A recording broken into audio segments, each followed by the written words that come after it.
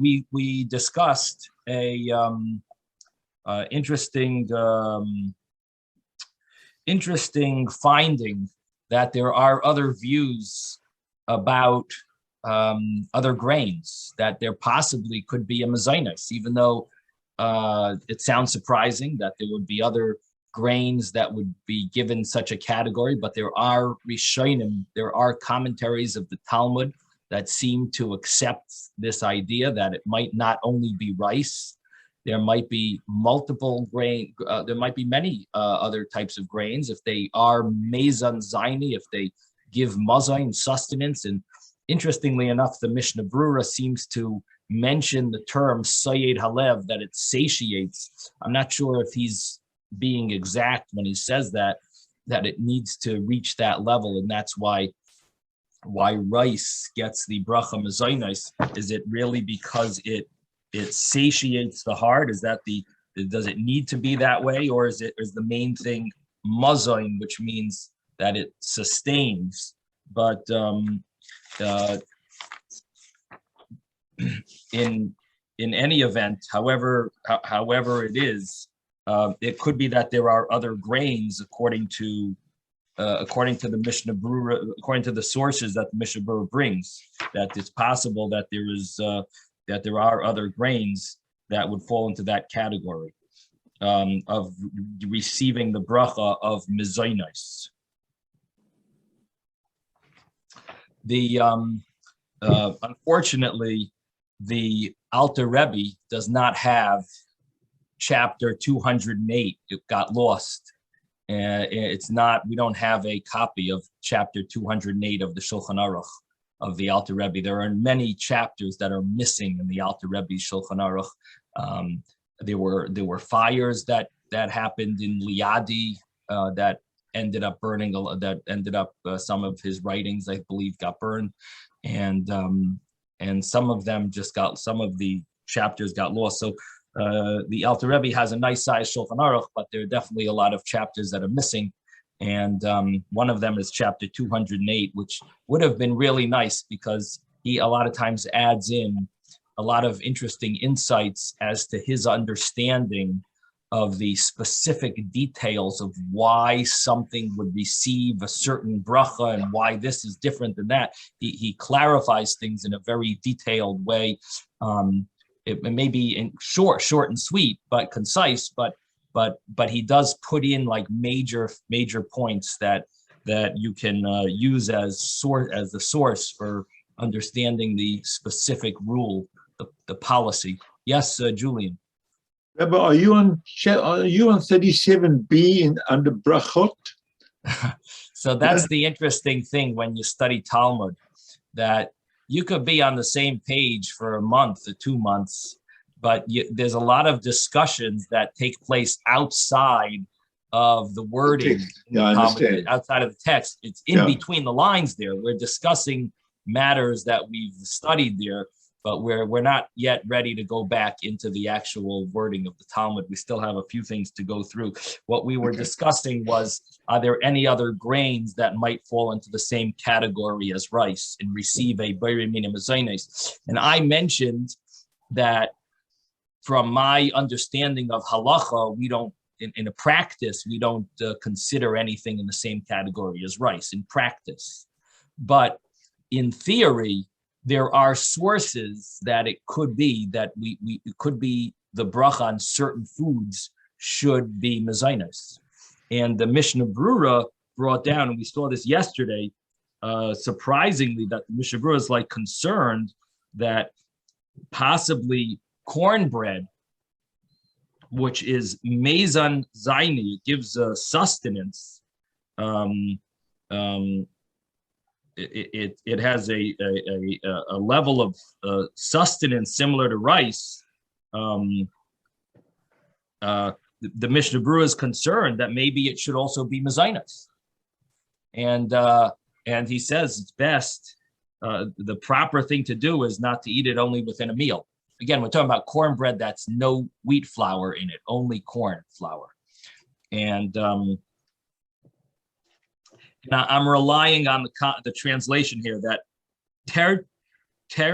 Kishi Weitz means corn, assuming that that's what he's referring to. But the idea is very interesting, that there might be other grains that are very sustaining and possibly now that's the Mishnah Berurah. The Biur Halacha, he goes into more depth of the sources of the halacha, and he talks about bread made from millet. So he's explaining, of course, the Shulchan Aruch. The Shulchan Aruch had said that on millet bread, the bracha would be shehakol. That would be the bracha, shehakol. Why? Because you took it away from its original form, and you made bread out of it. So you ruined it from ha'adama, and it became shehakol. Or another reason is because it's not the normal way to eat millet, is in a bread form.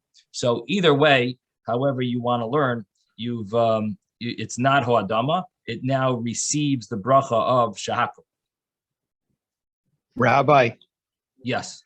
Concerning the Alter Rebbe's Shulchan Aruch, the pieces that are missing, what about the Alter Rebbe's Birchas Hanenin? So the Seder Birchas Hanenin, the Alter Rebbe did not give us as many hints as he would have in the Shulchan Aruch. You know what I mean? Like, if you look at rice, you don't get clarity on it's not the same clarity, and the reason is because the Seder Birchas Hanenin that the Alter Rebbe wrote, he wrote it as a more practical guide, not as, although there definitely are nice insights there, but he wrote it as a practical guide for people to just look something up. You know, like we have Brochos books, and if you're not sure what bracha to make on something, you just look up a bracha. So he wrote the Birchas Hanenin in that format, that it's like it's part of the Siddur. It's like in the Siddur, if you need something, you can look it up. But he didn't share with us the depth in all scenarios. There are some places where he shared with us a little of the depth, but you don't see it as much in the Seder Birchas Hanenin as you would in the Shulchan Aruch, where he gives more reasons and, is more explanatory. So at least I didn't find it that way. Maybe someone else who's more scholarly than me can say they can figure they see some hints there, but I don't see any hints about the rice there in the Seder Birchas Hanenin. Yes, Ben. So what's the basic difference between the need to say mezonot or shehakol? So what it would seem is that it has to do with being a primary source of sustenance. Okay, so if it's not, it's shehakol. And if it's not, it's shehakol. The only problem is that that's a very vague rule. It's a primary source of sustenance is very vague. I mean, because how long could you live on beans if someone only has beans? Could they live their lifetime on beans? I don't know. Could you live a normal lifespan?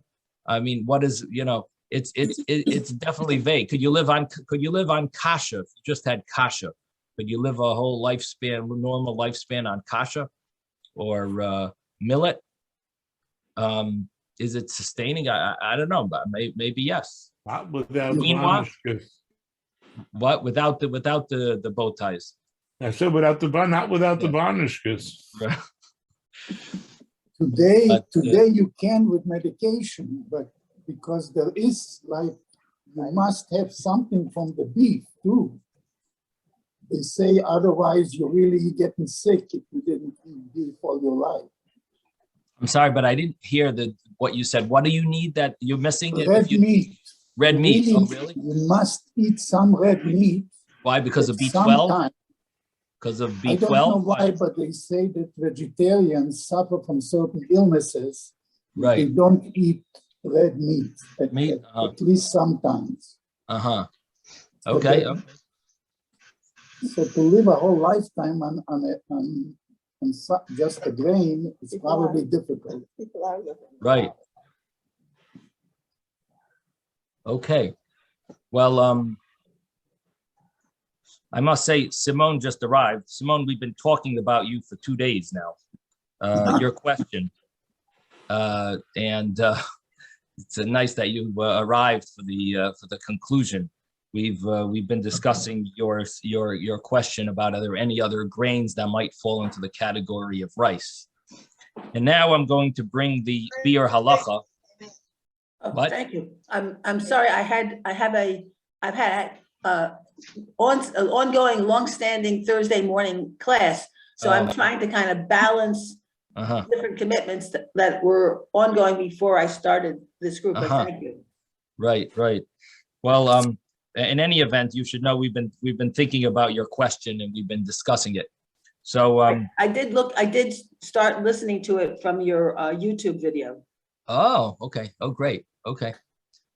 Very good. So the Biur Halacha, which is the in-depth the commentary of the Chavetz Chaim of the Mishnah Brura, he wrote both of these I guess you would call them both of these commentaries. So the Biur Halacha, in that he writes, behold, doich and millet, there are many opinions that hold that it would be the same as oirez, as rice, which would be mezainis. And he brings that, number one, there's a opinion of one of the Goinim that's brought in Rabbeinu Yoina, and the Rosh, the Ravid, brought in the Rashba, the Eshkoil, the Or Zarua, in the name of Rabbeinu Yehuda Cyrilion, and Shibulei Aleket in the name of Rashi, the Ra'ah, in his commentary on the Rif, the Riyaz, the Hagois Maimonides, the Rekeach, the Avudraham. All of these hold that Oirez and Deichen have one law. And from the fact that the Rabbi Yosef Cairo divides the two, he doesn't follow this large group.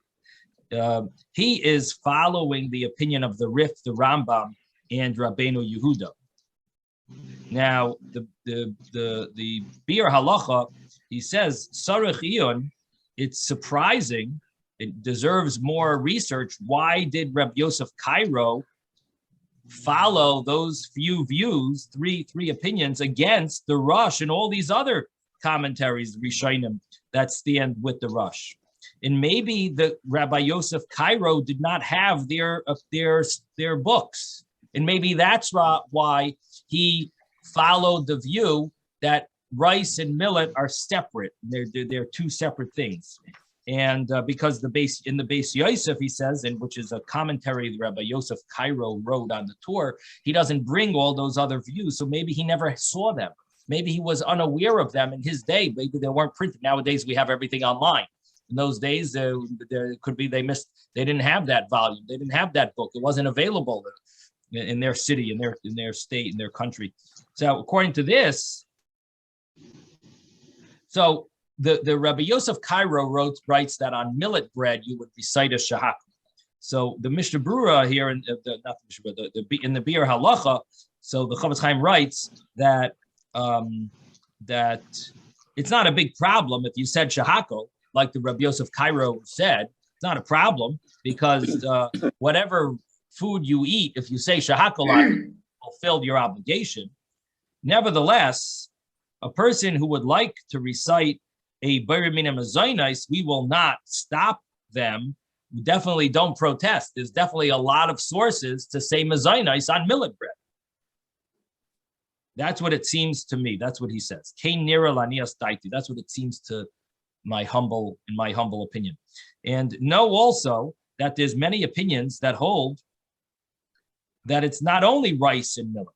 The same law would apply to other species that we know. And he says here both terms, that they satisfy, that they sustain, and that they satiate the heart. Their law would also be like oirez and deichen, like rice and millet, and one would recite a mezainis on it. And included in this would be this plizu, which again, I think it refers to this panic graph. And he brings Rabbeinu Yoina and the one of the Goinim and the Rosh and he brings down that the Beis Yosef definitely did not see this book that the Rosh wrote called Tosfos HaRosh because he mentions that he's not sure what the Rosh means in his book in his commentary on the Gemara. but the truth is, the Rosh clarifies his opinion in this other book called the Tosfos HaRosh. So he says, obviously, the Beis Yosef, the Rabbi Yosef Cairo, did not have that. Now, the Shulchan Aruch says clearly that Plizu is shahakol because it's no better than doichen. Plizu is this panic grass. It's no better than millet. And look at what I wrote in the name of the Chassam Sofer, that he was nervous about this, what I believe is cornbread, because it may be cornbread should be considered similar to rice. And according to these opinions, we should be worried. Besides for the Chassam Sofer, we should be worried because it gives a lot of, it's very sustaining and nourishing, very nourishing. And however, if someone says a bracha shahakol on all these things, for sure he has who to rely upon. So what we see here is that there definitely are sources to recite mezainis on other grains, but I will tell you that it's not the accepted view. There is such an option. If a person did recite a mezainis, he would of course fulfill his obligation, but this is not the accepted view. And I will tell you, David had mentioned we should look at the Seder Berachas Hanen, and in the Seder, in the Alter Rebbe's book that he wrote as like a practical guide for the brachas. So he differentiates between rice and millet, similar to Rabbi Yosef Cairo. And he, even though the in the Bir Halacha, he brings a whole list of rabbis that disagree, but the Alter Rebbe doesn't seem to consider their view. He doesn't take that as significant. He considers the way Rabbi Yosef Cairo learned it which is based on the Rambam and the Rif, based on Maimonides and others, and he followed them, even though they're less. They're not as many maybe as the other views. But the Alter Rebbe said that when it comes to millet, is just like all the other types of legumes, and the bracha would be shahakol on their bread or on their porridge, and rice was different. But he does say that we're not sure which one is which. But you have to understand, if the law would be the same, we wouldn't care which one is which, right? If the law is the same, oiras and daichen, then who cares what oiras means and what daichen means? The Alter Rebbe is specifically saying we don't know which one is which, and therefore you have to be extra careful. But he's obviously following the logic, the opinion that there is a difference between rice and oiras and daichen. Now, we also went a little deeper, and I just want to remind you that we saw the source of why would you differentiate between oiras and daichen. And we mentioned there are two sources in the Gemara that would hint to that. Again, what we're learning is how did these rabbis come out with their views? Why does some rabbis say rice and millet are all the same? And other rabbis said, no, they're different. Why is that? So we saw in the Gemara a source. One of the sources was the fact that Rabbi Yochanan ben Nuri, he considers rice is like his great gift that God gave mankind. And he says, oiras, rice is similar to the other five grains. He puts it in the same category as the other five grains. And he obviously is specifically talking about oiras and nothing else. And the fact that he's doing that shows, even though we don't follow his view, but that shows that there is something unique about oiras that's not there in the other types of grains. And therefore, these rabbis they're relying on that statement in the Gemara to say oiras is different. Rice would be different than any of the other grains, and it would not, the other grains, even millet, would not fall into the same category as rice. And it's based on this view, Rabbi Yochanan ben Nuri, which, even though we don't follow his full view in halacha, but his logic behind it is expressed by the other rabbis, at least to some extent. They don't follow his extreme view that it's considered a grain. You could make matzah out of it and eat it on Pesach. They don't go to that extent. But the idea behind it, the logic that he's following, is also accepted by the other rabbis. to some, at least to the extent that they're going to give it a bracha of mezainis. Okay, so that was what we saw. Now, the other views obviously are going to say, well, Rabbi Yochanan ben Nuri, we don't follow. And the Gemara seems to continuously put Oirez and Deichen together in a numerous brises. So that would be a source the opposite way. Maybe that's what they're following. The fact that the other brises that we learned have both. So again, now you have like the background behind the discussion in the Shulchan Aruch. Yes, Simone. Yes, so just a minute or two more on this.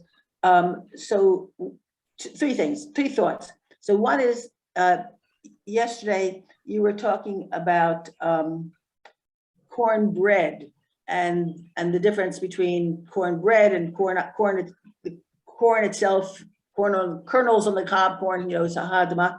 So I was going to say that maybe in our culture, cornbread is what people make out of corn, as opposed to, what you're saying, they grow it for animals. But in Central America, in South America, corn, not cornbread, but corn made into tacos, into tortillas, that is the, so to speak, the mainstay grain of their society. Corn is what wheat is to our culture, corn is to their culture. Second thing I was going to say is that in this differentiation issue, well, you could just say sha'akol and all of it, that there's a hierarchy of brachas, which when you say this more specific bracha, it gives more honor to the item. So to say mizonos on, and we'll say in this case rice, gives it a higher status or honor than if you just said sha'akol, even though that would cover everything. And the third thing actually was a question. I'm wondering, Yosef Karo, where did he live? What country did he live in? Okay, so let me answer. It's a little hard to keep up with all your questions in one shot to remember. There were three of them. One had to do with tacos and tortillas. Okay, so let's talk about that. Okay, let's stop there. So tacos and tortillas, that's very interesting. Number one, that corn is considered in that's what the Mishnah Berurah seems to be saying, that cornbread would be seemingly mezainis, being that it's so sustaining. And as you're saying that if they actually live on that as a main meal, I mean, I don't know. I've had these tacos and I've never felt full from them, but that's what they live on.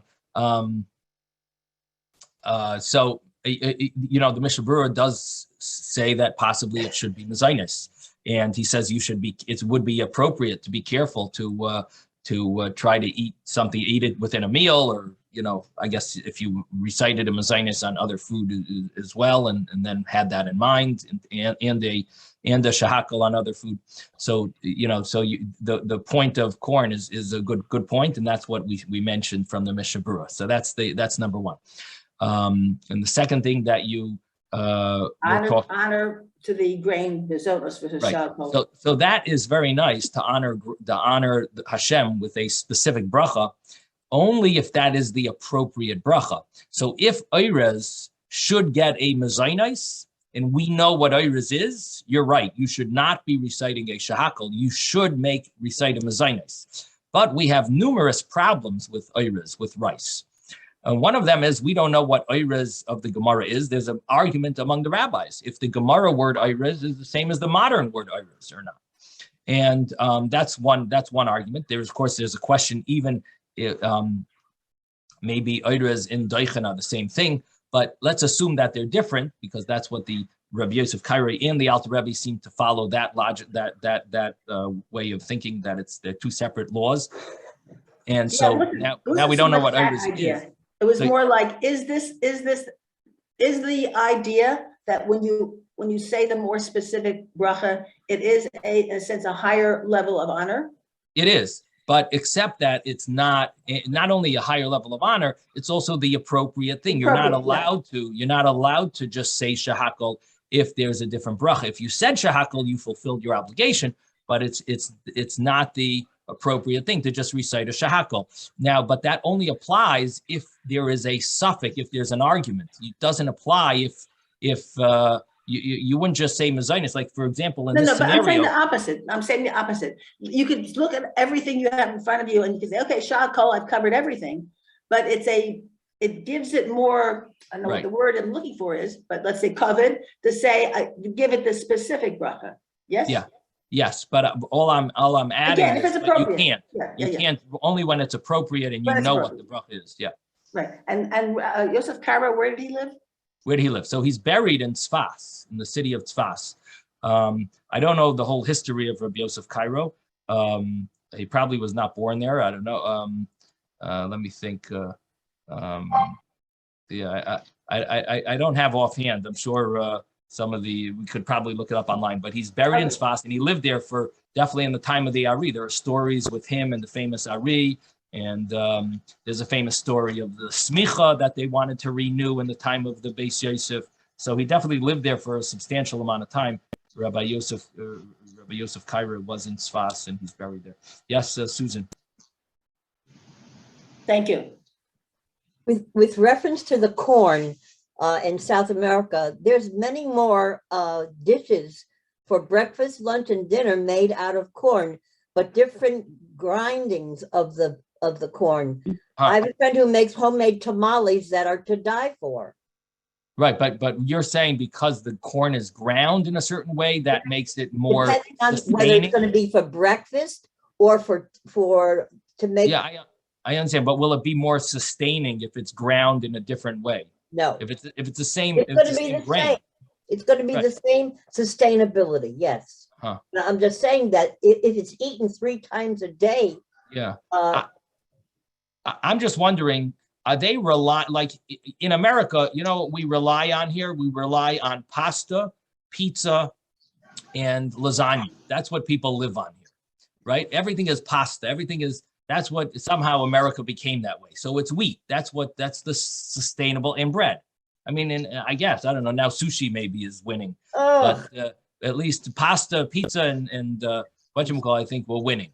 Now, so you could theoretically live on pizza. I don't know. Some people, they wake up in the morning, they have pizza, and then the afternoon, whatever, 3 times a day pizza.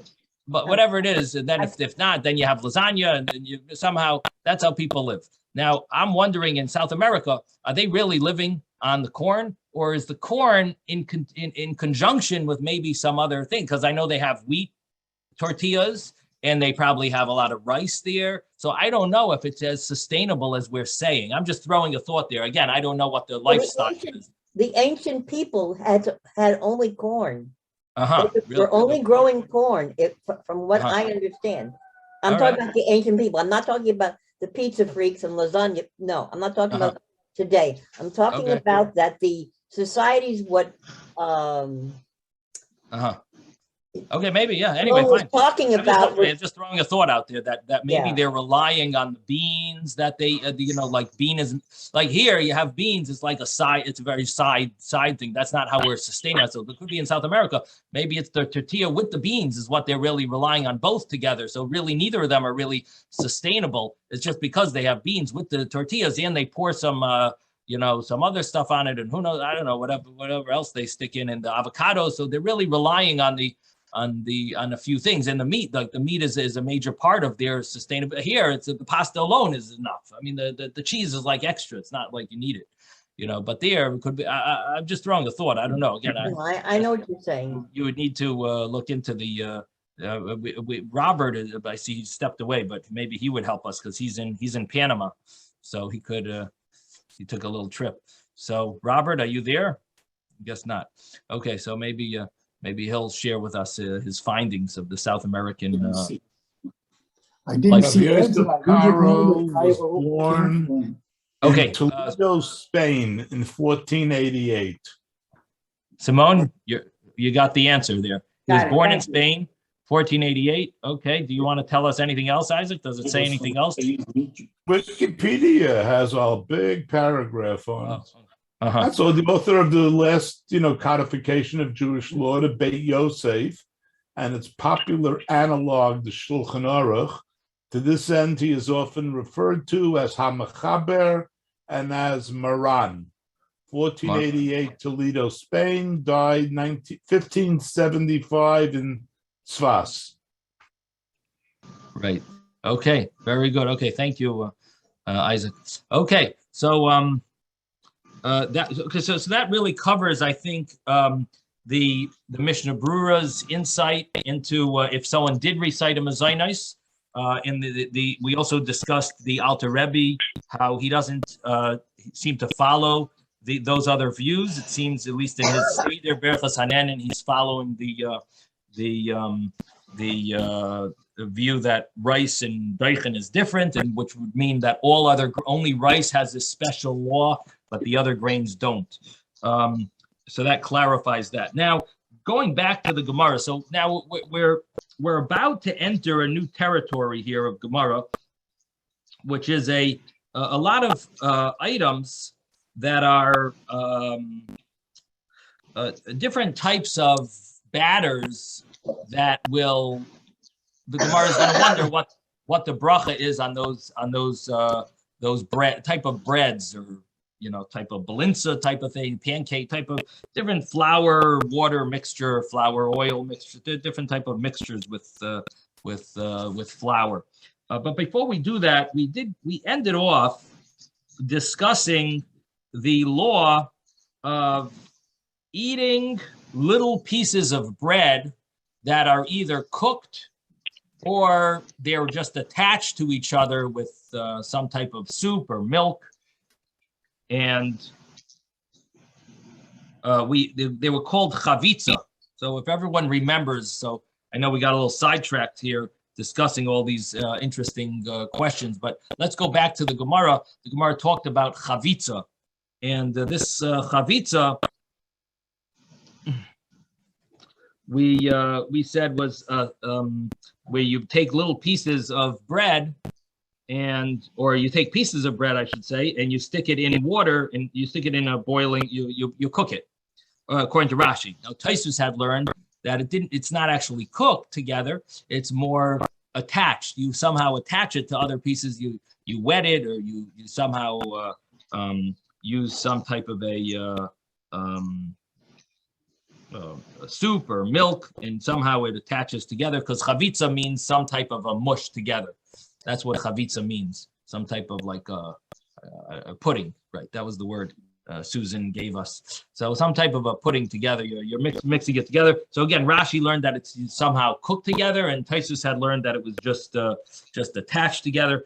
And the Gemara seemed to conclude in the end that, and initially the Gemara wanted to say that it depends if it's a kazayas or not.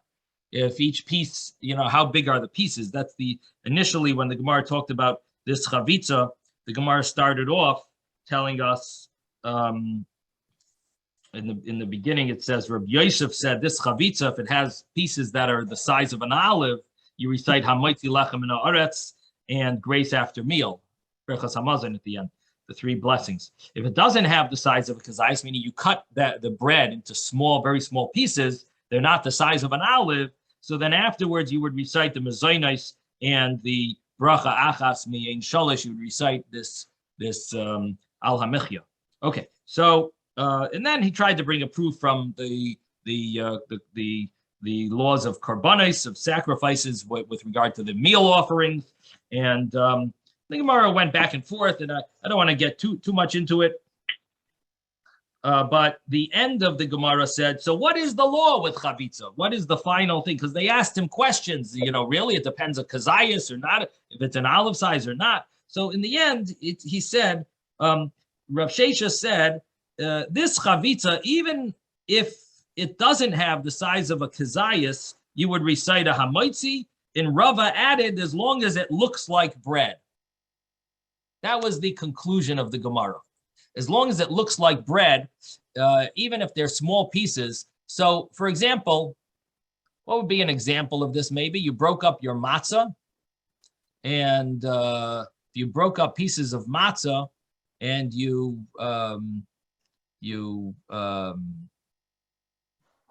put jelly on it. I don't know. You broke up matzah, you put jelly on it. Matzah balls. You're having matzah balls in the soup. Right.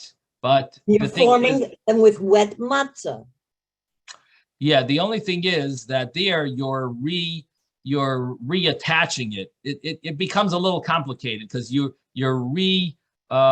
kneading it Or together. you just drop the pieces in the boiling soup or the boiling So water. if you just put it in boiling soup, if you just put matzah in boiling soup, and that would be like an old style Canadian. Yes, yes. You know, the old fashioned where they weren't so fancy and they All right, didn't have I eggs. resemble that. You just threw the bread in the soup, or you threw matzah in the soup. So that would be a case according to Rashi. According to Tosfos, it would be that you maybe put some jelly on the bread on the matzah, and you broke little pieces together and added a little honey to them or something, or jelly, or I don't know what, and you're eating it. So it's attached pieces of matzah, small pieces. So it says here that it depends. As long as it looks like bread, it would be hamaitzi, even though they're smaller than the size of an olive.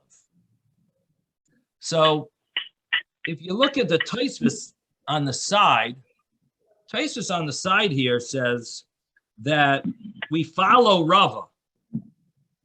This is what Tosfos says. He says we follow Rava because he's the later view. And we don't need to have, it doesn't, even if the pieces are not the size of an olive, as long as it has an appearance of bread regarding hamaitzi, even if they're cooked, according to Rashi, even if they're cooked together. So it's cooked in a soup, let's say, or some, you cook the pieces, and the thing is that they still will retain the hamaitzi as long as they are looking like bread. Matzah bread? Now, well, maybe that would be an example, matzah brai, because you don't make you just dip it and then you recook it. Well, matzah brai is fried. Now, frying, there's a discussion if frying is like cooking or like baking. So assuming that frying would be like cooking, then we could say that that matzah brai would be you took matzah, right, and you cooked it afterwards. Right, maybe that would be. Okay, so even if now normal matzah brai, right, is probably less than the size of an olive. Each piece, you break it into pieces. So you broke it. Rabbi, Yes. I thought there was a day that you're not supposed to eat matzah brai because you are wetting the matzah. No. We're not talking about on Pesach. Forget about Pesach. During the year. Oh, okay. During the Some year. people have matzah brai. You know, they eat matzah brai every Sunday. Bagels. I like it too, but not on Pesach. Yeah. Matzah brai for lunch. So let me just mute everyone. There's a lot of background noise here. So the law is here. So it mentions that there is a little question because there was a earlier Gemara, the Gemara earlier, and we mentioned that the Jerusalem Talmud also seems to follow the same view that everything depends on the size of an olive. So if it's the size of an olive, it gets hamaitzi. If it's broken down from the size of an olive, then you wouldn't get the hamaitzi. So the Gemara is asking that the chavitza would seemingly should be the same, should fit into those rules. So why now are we saying no? Even if it's smaller than the size of an olive, you can still say hamaitzi as long as it looks like bread. What do you mean? Before we said, and we're basing it on the earlier Gemara, and there's a Yushalmi, that's the rule, that it depends if it's the size of an olive or not the size of. You break them into small pieces, it's mezainis. If they're the size of an olive, it's hamaitzi, and it's based on explaining an earlier Gemara, where the earlier Gemara talked about prusais kayomais, if the pieces are intact, and the way we are translating that to mean is if it's the size of an olive or not the size of an olive. If it's as big as an olive or more. The total of the pieces or each individual piece? Each individual piece. Each individual piece. Would that be? So that's what Tosfos is wondering.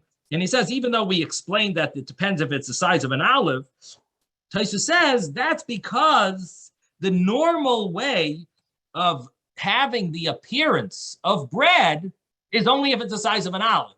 If it's smaller, it's not normally going to look like it has the appearance of bread. But really, in law, even if it's smaller than an olive, if it has the appearance of bread, it will be hamaitzi. So that's how Tosfos answers this issue. That it depends on really the appearance. Is the appearance. So if it's the size of an olive, then it's no problem. Then it's hamaitzi. If it's smaller than the size of an olive, that's when it might be mezainis, and it would depend on if it appears like bread or not. If it appears like bread, it's hamaitzi. If it doesn't appear like bread, it's mezainis. Okay, so that's the first point. Then Tosfos says, Rabbi, yes, like in a Greek salad, they stick in cut up chunks of bread, like toasted, like croutons that are made from bread. So and they're just about the size of an olive, maybe a little bit more, a little bit less. But I think that's the main ingredient is in Greek salad is those croutons. Yeah, that's an interesting thing. I mean, they do sell them in the Jewish stores, the salad croutons, and they're delicious to munch on, actually. But the question is what the bracha is. It's a little complicated. But the restaurant Greek salads, they have croutons they look like pieces of bread cut up that are toasted. But it's not the main part of the salad. The problem is that we learned that anything that's flour ends up becoming called the primary food. So so that creates an issue. So the book here. It's Caesar salad, not Greek salad. Sorry. So, yeah. So the book here from Art Scroll says the croutons made from bread, even if eaten with a vegetable salad, are hamaitzi, and you would have to recite a berachas hamazon after them. Now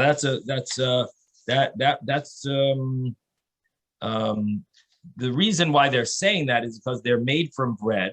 And the only instance in which bread is considered a secondary food is when it's eaten with salty fish. In that unique case, one does not desire the bread at all. He merely eats it to soothe the burning sensation in his mouth. So there is one case where the bread is considered secondary. However, in any case that one desires the taste of bread, a hamaitzi must be recited. Now, I must tell you that the croutons that you get in the store are different. The croutons you buy in the store are different because, number one, they're not made from bread. They're made to sell as croutons. In other words, they bake them in order to make croutons out of. Now, the other question is, what is the ingredients in them? And this is very tricky because we will come to a little later on in the Gemara.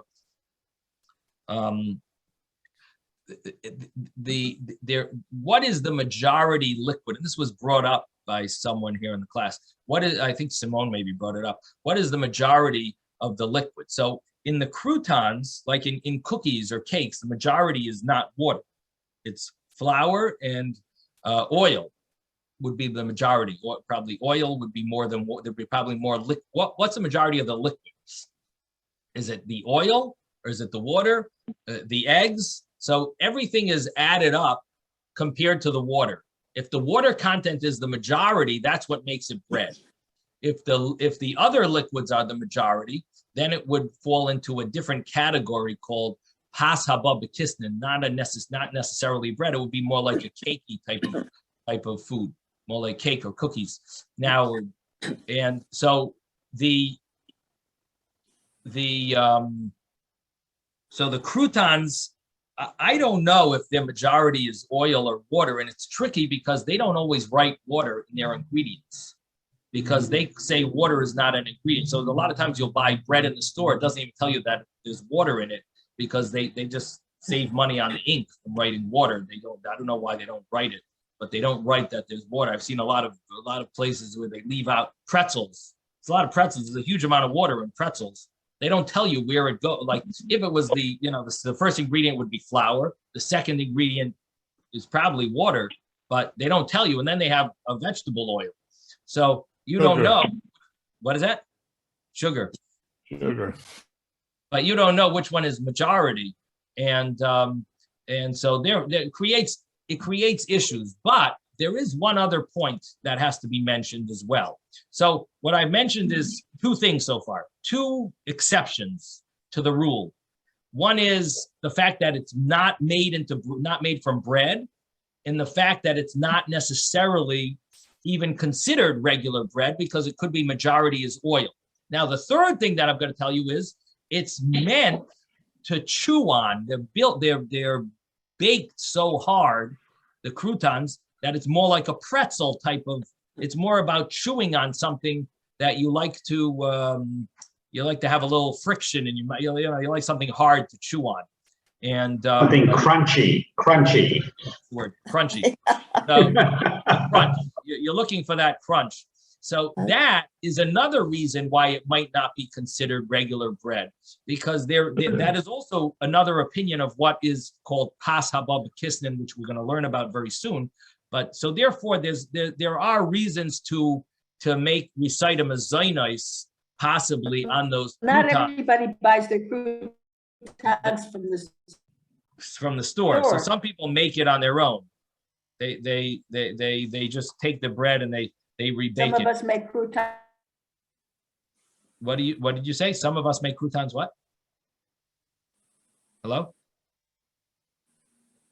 I don't know. Okay. Probably some homemade probably. Yeah.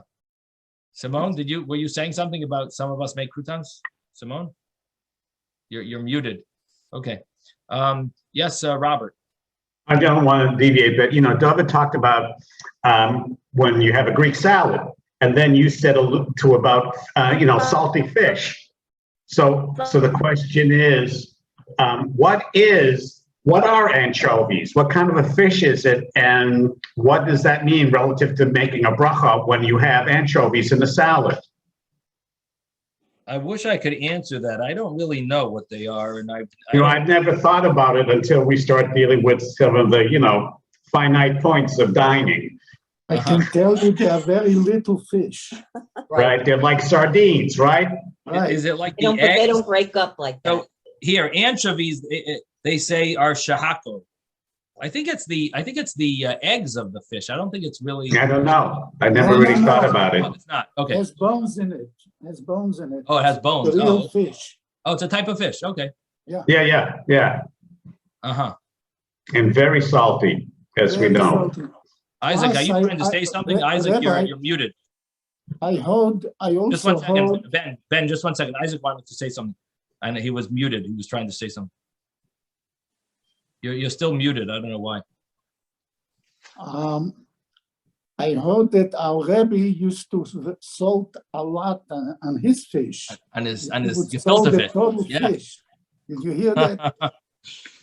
Maybe he did it for that purpose. I don't know.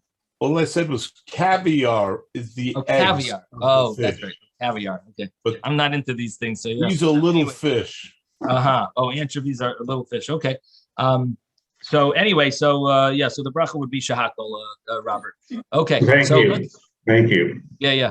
Okay. Thank you, Isaac and Ben. Yeah, that is interesting, Ben. That the Rebbe used to put salt, a tremendous amount of salt. It was obviously Kabbalistic, because who would known that he used to put a lot of salt on the whole fish. I know it would be like a whole layer of salt. Right. There's definitely something Kabbalistic about it. Yes, Susan. Getting back to the Greek salad, if there's only cheese and lettuce and croutons and anchovies. No anchovies. Then it's not a Greek salad. All right. A Greek pizza has anchovies too. I got myself into a hole, and I'm trying to dig out. No one's gonna want to eat your salad, Susan. You got to make sure you're gonna lose there. No one's gonna come by. Okay, so What's the bracha? on the You salad, have the cheese and the right? croutons. What's That's a good question. You have cheese, you have vegetables, and you have croutons. Well, if the croutons are made from bread, then you just make hamaitzi. right? But if they're That would those be an easy way out. weirdo that you buy If in the they're store, questionable ones. Now, what we need to see is what sometimes the store, sometimes the ones you buy in the store, the rabbi who does the hechsher on it, sometimes he's nice enough to give you his verdict of what the bracha should be. And the reason why I say he's nice enough is because we don't really know what's in the ingredients a lot of times, even though you have ingredients, but it doesn't tell you how much water, how much oil, how much other liquids there are. So you're really in the dark. And when they give you the bracha, I mean, you know, it would be nice if we could look it up online and get all the details. But the fact that they give a bracha at least gives you at least one view that it's definitely okay. So that would be something to look into, what the bracha. But I guess it is a little complicated when you have these salads that are, you know, there's multiple items in it. And so you have to figure out what is the main thing and what are the side things. So I would think in a Greek salad, probably I would think that the vegetables are probably the main thing, and the cheese is just like an extra little flavor, but maybe I'm wrong. I don't know. and I would think that I think the lettuce is going to be first in terms of quantity, no matter what. Right. Romaine lettuce, yes. So that's going to be number one. And Right. if you see a nice chunk of cheese in there, you pull it out and you make a shahakel. okay. So, Rabbi, I would think of one other comment on the box of matzah that I have. It tells you what bracha to make. and what bracha? Yeah. Yes. I'm gonna. Yes, it tells you which one to make.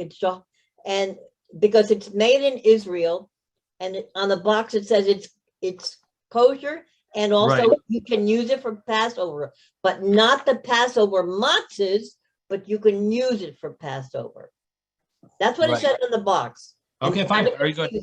But okay, wonderful. Okay, so getting back to what we were talking about. So we're talking about the Tosfos over here, and we started talking about some other breads or foods. So we mentioned that things need to have it has to have the appearance of bread. And Tosfos over here was talking about where you cook the bread, according to Rashi, where you cook he discusses, according to Rashi's view, that, you know, even though you cooked it, it would depend if it's bigger than an olive size or smaller than an olive size. But if it's smaller than an olive size, it really depends if it looks like bread or it doesn't look like bread. And then he says, what does it mean? Does it have the appearance of bread? So he says that if you would put it in water, if the water would become white because of the pieces, that means that the appearance of bread has left. So a way to figure out if it has the appearance of bread or not is if you stick it in water, if the water had become white enough, it became white, then it means that the bread is definitely so that is the way to figure out bread that's put into water. Depends if the water is white or not. That would tell you if the bread has the appearance of bread. And he says there was a Rabbi David of Mitz, who used to put the bread in water at night in order to eat it in the morning without doing the hamaitzi and without saying grace after meal, in order not to come late. And he needed strength, and he'd be able to teach halacha. So he did this every night, and he would obviously cut up the pieces of bread into less than the size of an olive, stick it in water at night, and the next morning he would recite a bayrei mine mezainis on bread. He would recite a mezainis on the bread, and this way he had enough strength to teach the halacha, and he wouldn't come late because he didn't recite the whole grace after meal. He would just recite the regular al hamichya. So this is an option if someone wants to eat bread, and I guess they don't want to wash. but they're not able to wash, not going to be able to wash, stick it in water. If the water turns white, you are now able to recite a mezainis on the bread. But I must tell you that it does get a little confusing and complicated with regard to this law. This is one example of something losing its appearance of bread, but obviously, something could lose its appearance of bread, possibly other ways as well. He's just giving you a symbol, a way to know for sure it lost its appearance of bread is if the water turned white. But the interesting thing that I started thinking about was with regard, and I think I mentioned this about regarding a person who can't chew and eating matzah on Pesach. So I pulled up online, there's the Ask the Rav website. What happens, the question is this: I have an elderly Jewish friend without teeth that can't eat matzah. What are the options for him? Can I grind the shmura matzah into a powder and give it to him? So the answer is you may grind it, and that's fine. Now, if that is difficult for him to swallow, you can drink some water with it. If that is not possible, you could soak it in cold water. However, care must be taken not to soak it for 24 hours long, and that it does not dissolve, and that it does not dissolve in the water. So you don't want the matzah to dissolve in the water. One should make sure to only soak pieces of matzah which are at least the volume of a kazayas and not less. So you're soaking it, and this is connected to our Gemara.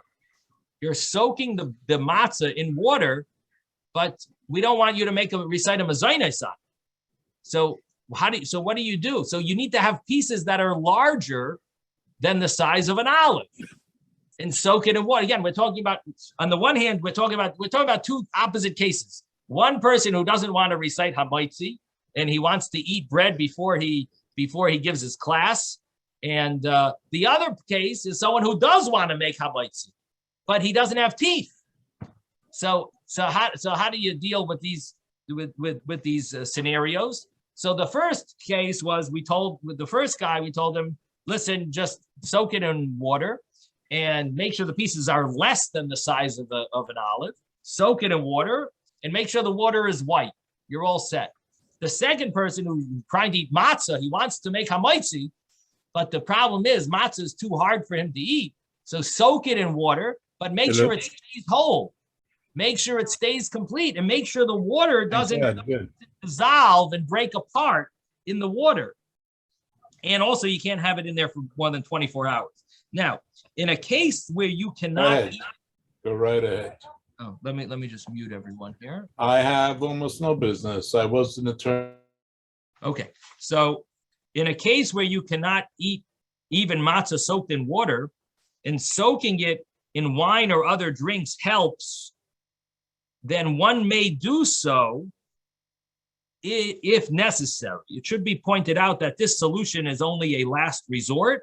If healthy people soak matzah in a liquid other than water, they must eat again another kazayas of matzah. So in a case of a great necessity where a person needs, fine, he can dip it.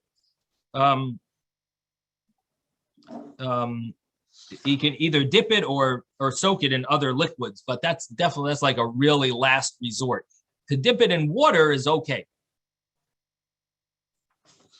Of course, as Lubavitchers and other Hasidim, they try not to get the matzah wet, but sometimes you have no choice. If you want to fulfill the mitzvah of matzah, in that scenario, obviously you would get the matzah wet in order to fulfill the mitzvah. Otherwise, you're not going to get the mitzvah of eating matzah. So even though we try to be extra careful, this is a Lubavitch website, this Ask the Rav, and he's the one who seems to be giving this verdict, Rabbi Braun from Crown Heights. So it seems to me like he's giving a halacha for Lubavitchers as well. And even though they normally would not wet the matzah, here you have a scenario where we have a chumrah not to wet matzah, a stringency, we try not to wet matzah. on Pesach. But when it comes to fulfilling the mitzvah, we want to at least fulfill the mitzvah. And if someone has no other choice, they would wet the matzah, at least in water. And but again, the point is, make sure the pieces that you're wetting is larger than the size of an olive. Otherwise, it won't really be bread. It won't be considered matzah bread. It would be considered mezainis. It would be like something that you wouldn't be fulfilling the mitzvah of matzah on. Okay. Yes, Ben. Yeah, I when translating into Hebrew, I have a little problem. We have dag maluach and dag memulach. In other words, we have salty fish or salted fish. Which one were we talking about when we talked about the salad? Salty fish. That if you have salty fish would be with bread, would be herring. Salty fish would be herring. Then it's a whole different ballgame. Salted would be another fish that you put salt on it, like the little fish we were talking about.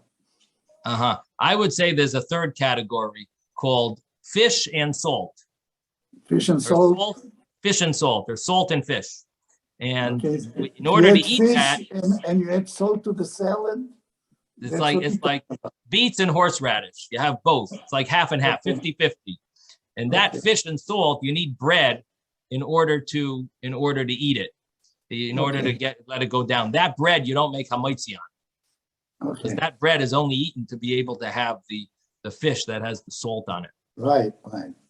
But that's a very unique case. In other words, all other cases you recite hamaitzi on the bread. Okay, everyone, my time is up. Have a wonderful day. Sei gesund. Thank you. Thank you. Thank you, Bye-bye, Rabbi. everyone. Stay safe.